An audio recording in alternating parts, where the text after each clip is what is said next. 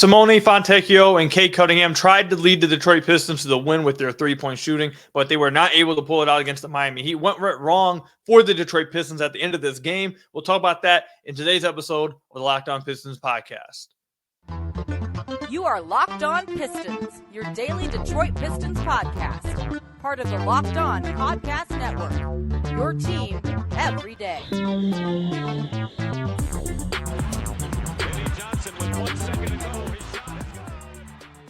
What's the deal? Welcome back to another episode of the Locked On Pistons podcast. Per usual, I am your host, Cade Cunningham. You can find me over on Twitter at Cade Cunningham. I want to thank you guys for making Locked On Pistons your first listen of every single day.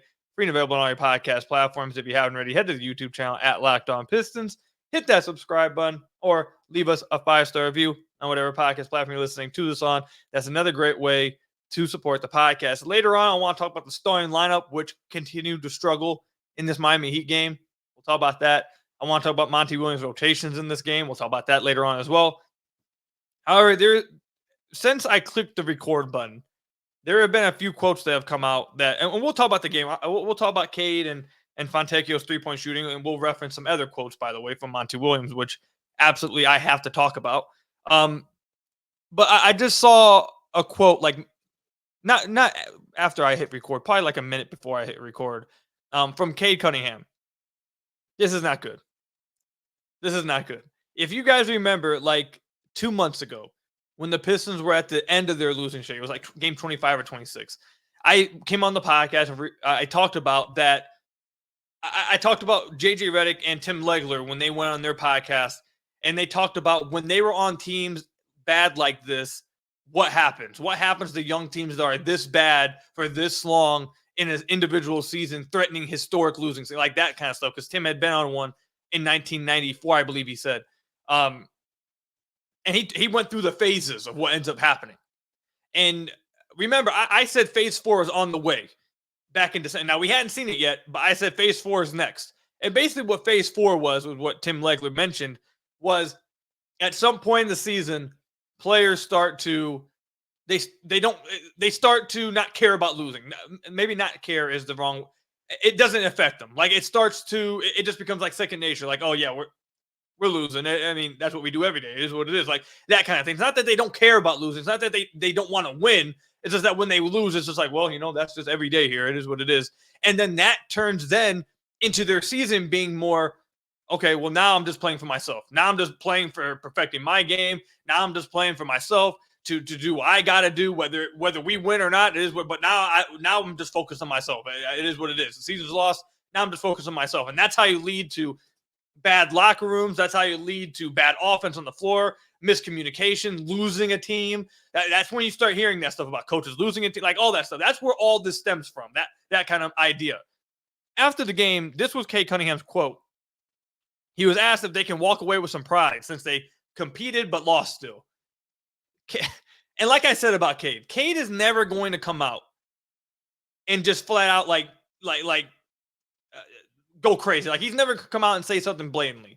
Like I remember I said a few weeks ago, the most criticism you'll get from him is when they asked him about turnovers, and he was like, "Well, the spacing on the floor would help minimize some turnovers." Like that was his best way of saying spacing sucks. We need to get some shoes out here. He won't come out and say that, but that's like his best way of saying it. He's more passive with it, and that's what he was here. They asked him about that, taking pride away when they lose, but compete. He said, quote, "This year has reshaped my thinking on that. I work on perfecting my craft at this point. I think that's where we're all at." That's bad. That is bad. And I'm not saying that's bad on Cade for saying that. That's not what I'm saying. I'm saying this is where the team's gone now. This is bad. This is where this locker room has gone now. This is where this season has gone. This is where these players have gotten at. This is what happens when you put a team together like this, allow a type of season like this to get this bad, surround them with these type of players, and fail your jobs like the Pistons had done this season. This is what ends up happening. And this will lead to bigger issues. This is what happens. This is what, again, I'll reference the podcast. You guys need to go listen to it because I think Tim Legler does a great job walking through exactly how things go when you're losing like this. He walks through all the different phases, and we've seen all of them happen with the Pistons. Like I think he did an incredible job. So I'd recommend you guys go listen to that. But this is not great.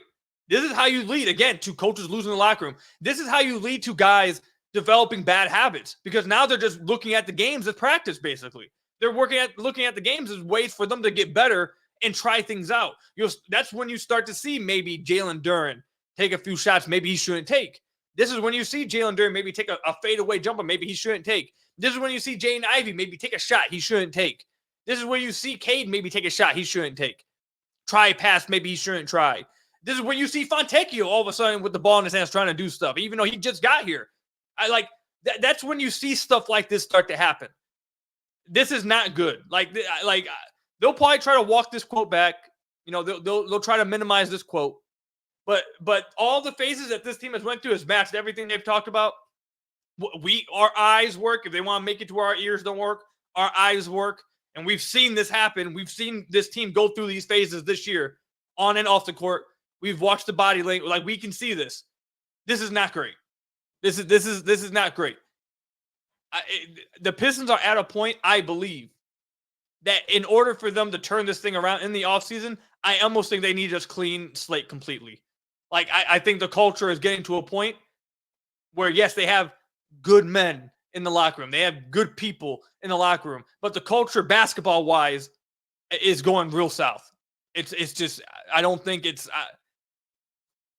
I did not... That quote was tough to see because we hadn't seen them get to phase 4 yet. We haven't seen them get to that point yet.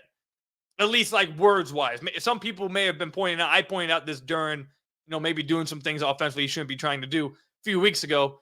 So maybe it already has been going on. But yeah, I that quote was, it is what it is. And again, let me make this clear. This is not a thing to knock on Cade or a knock on Ivy or a knock on Duren or Asar or Fontaine or any of them. It's not on them. This is not an indictment on them. This is an indictment on the organization, on the front office, on the coaching staff, because they put these players, these young guys, in the situation where winning basically doesn't matter now. And they have no chance at winning half the time. And now they just take losing as second nature. And that's not on them. That's on the people that are supposed to be managing them and developing them and growing them. Like, that's not on them. So I'm happy Cade came out and said this, because now it just confirms what our eyes have been telling us. To me, that's what that does. It is what it is. This topic lasted way too long, but I had to talk about it because I did not like seeing. I like the fact that Cade said it because, again, like I said, it confirmed what my eyes saw. But the fact that this team has gotten to this point is just like, I don't think anyone could have seen that coming before the year. Like, I don't think anyone thought that this would happen. Like, it would get to this. It's just tough, man. It's just tough. You hate to see it. You absolutely hate to see it for these young guys. Like, I feel so bad for Cade Cunningham. I feel so bad for Jaden Ivey. I feel bad for Jalen Duren. I feel awful for Asar Thompson. These guys have not been put in positions that are good for their careers, that are good for their development moving forward. I feel bad for him. It's just not. It's not great. We'll briefly touch on Monty's quote that I wanted to talk about, and then we'll move on to the starting lineup because that took way too long just now. Before the game, Monty was asked about starting lineup and whether they need to generate threes or whatever. And his quote was, some programs, their benchmark is 43s. We don't look at it that way. I've always told the guys play to their strengths. I'm okay with guys taking twos as long as they're efficient. I'm not sold on that you have to go into the game and say you got to get 35 threes up. What if your guys can't shoot? You're just going to take a lot of bad shots. That's never been my approach. End quote. The Pistons, look, man. This is what I'm going to say. I'm sure most of you guys already understand this, but I'll say it for those of you guys that may not understand. Spacing is not the most efficient. People talk about analytics all the time. I've ranted about this on the podcast before. Everyone complains about analytics ruining basketball. It hasn't, but everyone talks about analytics, and all they talk about with analytics is the three ball. What those people don't understand is that analytics, my goodness, can I say it? Say that the most efficient shot in basketball is a layup. is a shot right at the rim. That is the most efficient shot in basketball. And if you can get that shot every time, that's a great. If you can get an open layup every time, that's a great offense. That's the most efficient play in basketball. All analytics has helped people discover after 2015, I guess, or whenever you want to point to it. Maybe you want to go back to the Suns with D'Antoni, late 2000s. But all that's helped is that Monty says that they don't want to have a benchmark of threes. That, we will take twos. Do they understand that, I mean this seriously. Do you understand that spacing isn't just to get threes up? Having spacing on the floor, having guys that are threats to shoot threes and getting threes up opens up the ability to get those efficient twos you're talking about. Otherwise, the twos that you're telling players to play to their strengths because they can't shoot threes, we'll just take twos. What you're really saying is, we don't want to take open threes. We'll rather take contested twos. That's what that is. The Pistons are actively saying that they want to build their offense around contested twos. Spacing does not just generate open threes, even though that's great basketball. That's the reason why the Pistons were in this game. It's because Cade and Fontecchio were hitting threes at a high clip, and it kept them in the game. That's the only reason why the Pistons were in this game, because Cade and Fontecchio hit like 12 threes. That's the only reason why. But anyways, it's not just to get threes up. It's not to get 400 threes up in a game. It's that having spacing and having those three-point shooters opens up driving lanes and the rim for your drivers, for your ball handlers, so they can get efficient twos, which should be the goal of the offense, is to get open layups for Cade and for Ivy. You want to know what Ivy's been struggling? Ivy's been struggling massively. He's taking a lot of threes. He's not making a lot of threes. You want to know what would help him? If he could get to the rim and get some easy baskets. What I tell you guys the first podcast after they went with the starting lineup, what did I say to you guys? I said the only way that this lineup has a chance in hell at succeeding, the only way Cade has a chance in hell at succeeding in this lineup, is if he remains on a heater from three. And in the previous 3 games, he wasn't on a heater for 3, and guess what? Efficiency, down. This game, he hit 4 threes. He shot 4 of 8 from 3. He shot 4 or 12 on twos. Now, I know 2 of those shots, maybe a goaltend and a clear foul, but either way, he's not getting all the way to the rim as much, and he's not getting layups off. So, look, I just want to make this clear to everyone that saw that quote and anyone that's listening. You do not want, maybe this is a better way to say it. You need spacing. You need shooters. Because the way you generate efficient twos that Monty was talking about is not by putting 3 more players closer to the rim. Like that, I promise you, that's not how it's going to work in 2024. Putting more players closer to the rim is not going to then translate to getting easier shots closer to the rim. I promise you, that's not how it works.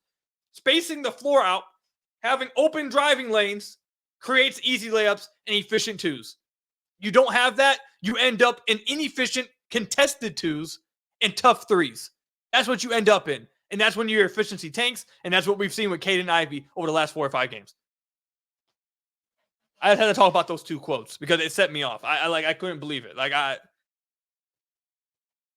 It is what it is. When we come back, I want to talk about the starting lineup and how they played in this game against the Miami Heat. We'll talk about that when we come back.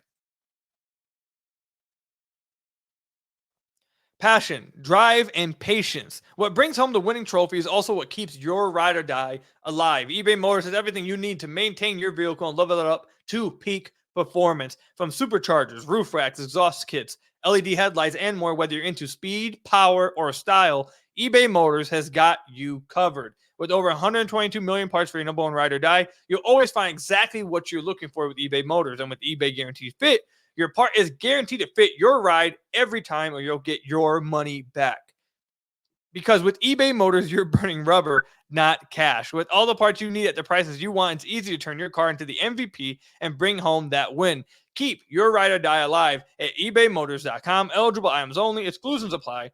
eBay Guaranteed Fit, only available to U.S. customers. Again, at ebaymotors.com. So I want to thank you guys again for making Locked On Pistons your first listen of every single day. Free and available on all your podcast platforms. If you haven't already, head to the YouTube channel at Locked On Pistons. Hit that subscribe button or leave us a 5-star review on whatever podcast platform you're listening to this on. That's another great way to support the podcast. So that first segment, I'm sorry, I went a little too long with Cade's quote. I do want to make it clear again, though. I was not trying to go at any of the players. It's not on the players at all. I'm happy that he said it.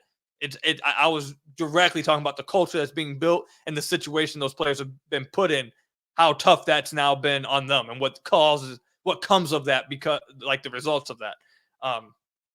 But I apologize for making that go a little bit longer. Maybe you guys enjoyed it though, so I don't know. Anyways, the starting lineup of Cade, Ivy, Asar, Stu, and Duran. I ranted about it on the last podcast for the first 13 minutes of the pod. Yeah, you guys know my feelings on it. I don't think there's many fans that support this starting line. I think most fans agree with me. They played, obviously, that starting lineup again against the Miami Heat. The Pistons lost by 8. That starting lineup played 15 minutes together. They were outscored by 7 points in an 8-point game. I'll say it again. Cade, Duran, Stu, Ivy, and Asar played 15 minutes or close to 16 minutes and were outscored by 7 in their minutes. Now, some people may be saying to me, "Koo, just looking at short samples like 15 minutes in a single game, that it can be a little bit wonky. It may change game to game." Yeah, that might be fair in certain situations. But when the sample all season, like I broke down the samples and the numbers on the last podcast, when every single game of the season, that lineup is getting outscored, and every single game all season, the trio of Asar Thompson, Isaiah Stewart, and Jalen Duren has been atrocious.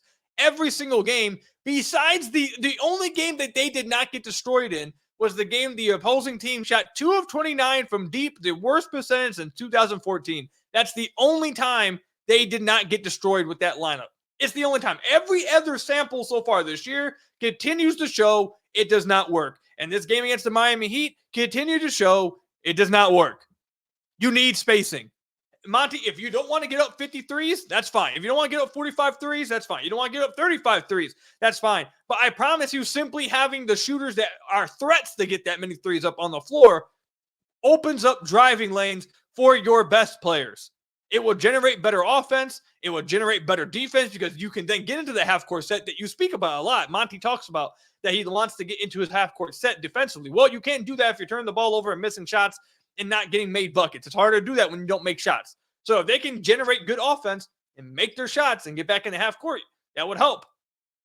So this is just another game that the Pistons starting lineup continues to get outscored, and that lineup will continue to get outscored. You want to know how I know that? Because literally every other data point that we have throughout this entire season, we're 3 quarters into the season, says that will happen.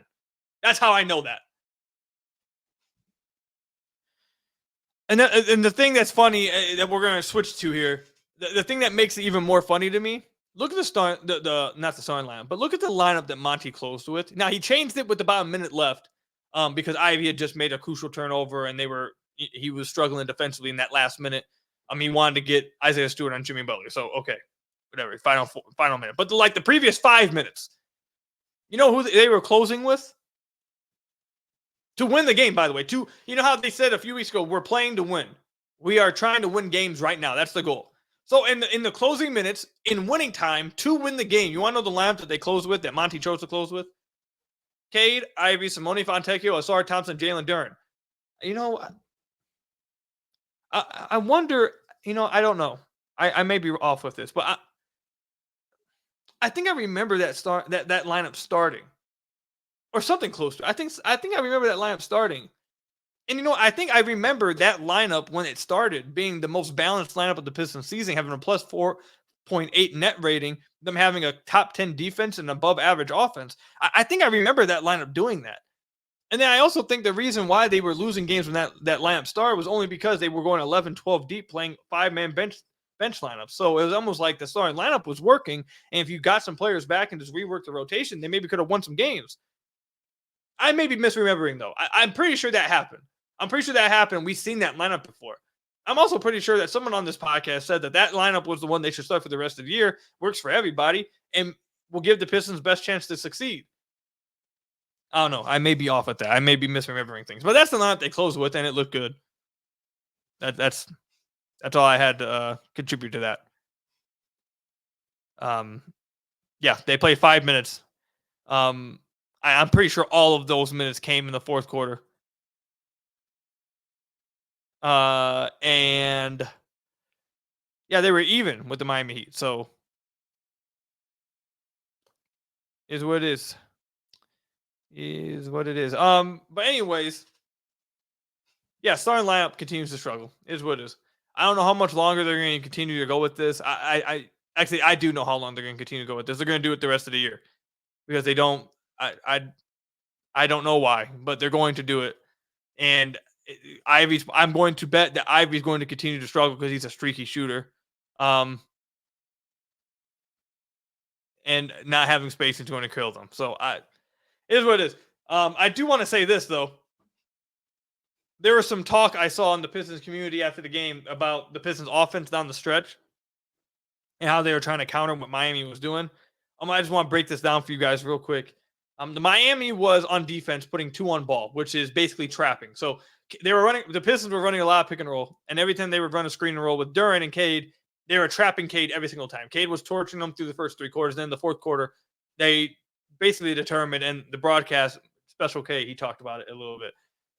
He basically said, someone else is going to have to beat us. Cade's not going to beat us. We're trapping him, getting the ball out of his hands. So basically, I know a lot of Pistons fans were upset. I saw a lot of Pistons fans saying there's no ball movement. People aren't moving. What's going on? Why is their offense like this? This is basically the thought process I'm going to assume from Monty Williams, which I understand. The Miami Heat strategy was, we're going to get the ball out of Cade Cunningham's hands, and we'll think we'll win that game. The counter from Monty Williams, basically, and I think there's a decent amount of head coaches that probably would think the same, is that, okay, if you're going to take the ball, if you're going to put 2 on ball and get the ball out of my best player's hands, and we have a 4-on-3 in the backside, we'll take that then. We think we can win with the 4-on-3 in the backside consistently, which is what they did. They just kept running pick and roll, get in that trap out on Cade, and then Cade would make a decision out of it. They get on a 4-3 situation, and they trusted that they would get a good open shot and they could beat the Heat doing that. The problem with that plan in and of itself is fine. I think that's a fine plan to have, especially if you're going to use like Cade's gravity. That's part of Cade's gravity, is that if he's going to be playing well and teams want the ball in his hands, he's giving you that 4-on-3 advantage. He's done his job. The problem I have, that I think the Pistons are going to continue to run into, is that, for example, like if you look in the Heat on the other side, the Heat were hunting out mismatches for Jimmy, and then when the Pistons brought 2 to the ball, Jimmy was kicking out to Terry Rozier. He was kicking out to Duncan Robinson. He was kicking out to Caleb Martin. Like, these are the guys he's kicking out to. And the only reason why the Pistons were in this game in the fourth quarter is because the Heat, who were shooting the lights out before the fourth quarter, started off 0 of 9 in the fourth quarter. That's the only reason why they were getting open threes. They just couldn't hit them in the fourth. And then I think Duncan Robinson had back-to-back threes that really extended the lead, and then Terry Rozier hit another one. So, and then obviously Jimmy hit the dagger. But basically, what I'm trying to say is, if you compare both of those, when teams bring 2 to the ball against Jimmy, he's kicking out against high-quality shooters. When teams bring 2 to the ball against Cade, it's not like he has many options around him. He was on the floor with Stu, Asar, and Duren, or Ivy, who is shooting really bad from deep. I believe like 20% over the last 20 games or something like that. He's shooting really bad. Ivy, Asar,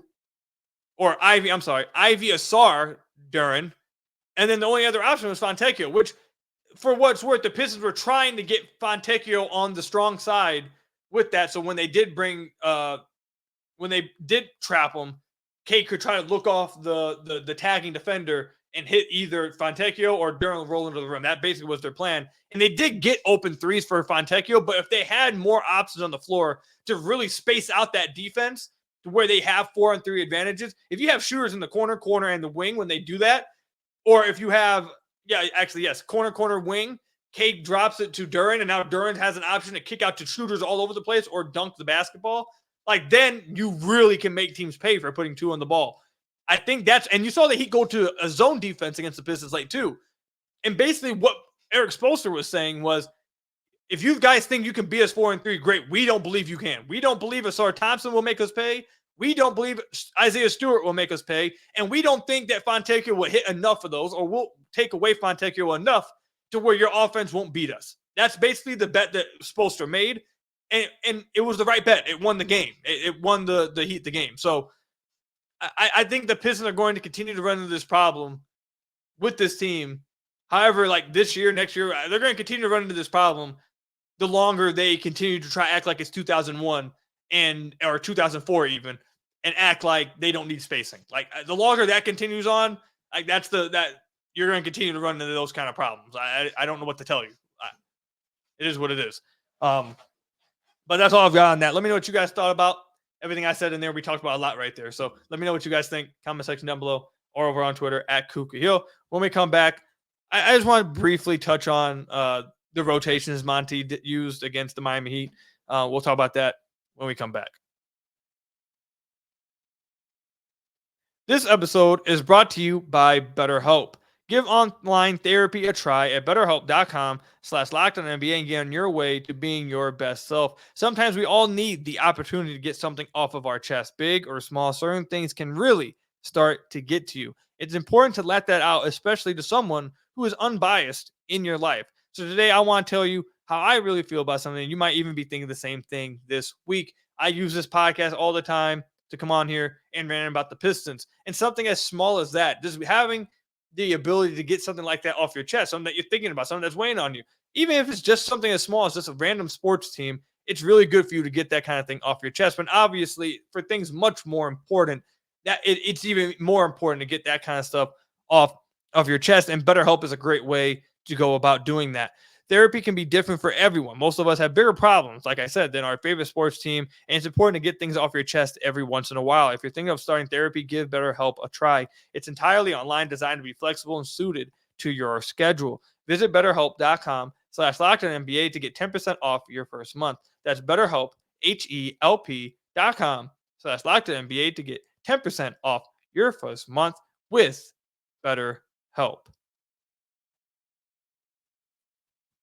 So I want to thank you guys again for making Locked On Pistons your first listen of every single day. We're free and available on all your podcast platforms. If you haven't already, head to the YouTube channel at Locked On Pistons, hit that subscribe button, or leave us a 5-star review on whatever podcast platform you're listening to this on.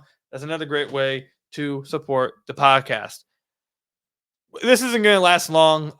Just wanted to briefly touch on the rotation that Monty Williams utilized in this game. They went back to James Wiseman as the backup 5, and I'm not completely sure why. I don't think James played terrible. But we, after the last podcast or the last game we recorded, and we talked about how they were finally running Stu at the backup 5 and how good that looked, and how you saw Stu play really, really well. Like he was playing extremely well in that situation. He was, him having the ability to attack 5s off closeouts is much better and much different than him having to attack a Jimmy Butler off a closeout, which you saw tonight did not go well at all. Him having to shoot against a closing out 5 is much easier than shooting at closing out Jimmy Butler or something like you saw tonight. They were actually respecting some of Stu's shots or some of his presence tonight, and he shot 1 of 4 because they weren't just straight up wide open threes. And we'll talk about the defense as well as with him at the 5. Like everything just runs smoothly with him at the 5 in the backup unit. And Monty himself talked about it at the game I was at after the Cavs game, when he said that getting Stu minutes at the 5 with the bench is a priority of theirs. And one game later, they didn't do it. They just went away from it completely. So I truly don't know what the what the process is they go through with their rotations, what determines what they're going to do every night. I truly don't, because they tell us one thing and then do another, and then it's I don't know.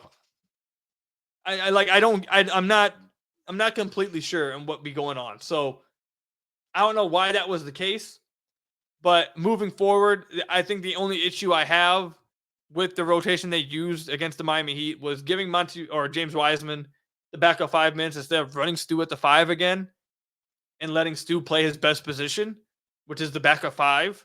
And then obviously the starting lineup, which is either move Stu or Asara, but we've talked about that enough. Outside of that, I didn't have a problem with the rotation. They're down to a 9-man rotation. They're not playing 10, 11 guys. The 9 guys that played were Fontecchio, Cade, Duran, Stu, Ivy, Asar, Wiseman, Sasser, and Fournier. Don't have any problems with that. I know Grimes is out. They're probably going to go to a 10-man rotation when Grimes comes back. We'll probably see 5-man bench lamps again. I'm ready for that instead of just taking Fournier out or Wiseman out and then putting Grimes in and running Stu at the back of 5. I don't assume they're going to do that. We'll probably see a 10-man rotation. So at that point, I'll give my thoughts. But so far, those two things are my biggest gripes. But I thought this rotation was fine, I guess, for the most part. Don't know why they go away from Stu at the back of 5. I couldn't tell you guys, but is what it is. Let me know what you guys think. Comment section down below or over on Twitter at Kuka Hill. That's all I've got for you guys today. Thank you guys for making Locked On Pistons your first listen of every single day.